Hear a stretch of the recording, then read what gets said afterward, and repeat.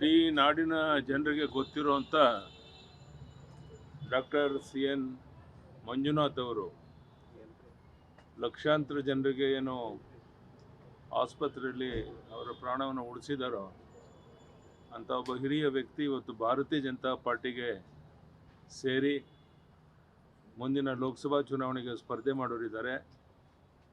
ಅವ್ರಿಗೆ ಬಹುಶಃ ಅಂಥ ವ್ಯಕ್ತಿಗಳು ಚುನಾವಣೆಗೆ ನಿಂತಾಗ ಸರ್ವಾನುಮತದಿಂದ ಆಯ್ಕೆ ಮಾಡಿ ಕಳಿಸ್ಕೊಡ್ಬೇಕಾದಂಥ ಒಬ್ಬ ಹಿರಿಯ ವ್ಯಕ್ತಿ.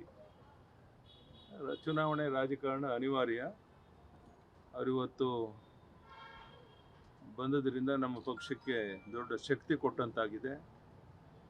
ನರೇಂದ್ರ ಮೋದಿ ಅವ್ರ ಜೊತೆಗೂ ಸಹ ಮೊನ್ನೆ ಈ ಥರ ಅವ್ರು ಸೇರ್ತಿರೋದ್ರ ಬಗ್ಗೆ ತುಂಬ ಅವ್ರು ಸಂತೋಷ ಪಟ್ಟರು.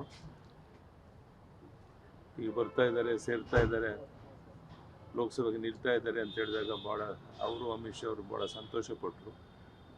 ಅಂಥ ಒಬ್ಬ ಹಿರಿಯ ವ್ಯಕ್ತಿ ಇವತ್ತು ನಮ್ಮ ಪಕ್ಷಕ್ಕೆ ಸೇರ್ತಾ ಇರುವಂಥದ್ದು ತುಂಬ ಸಂತೋಷ ಸಂಗತಿ.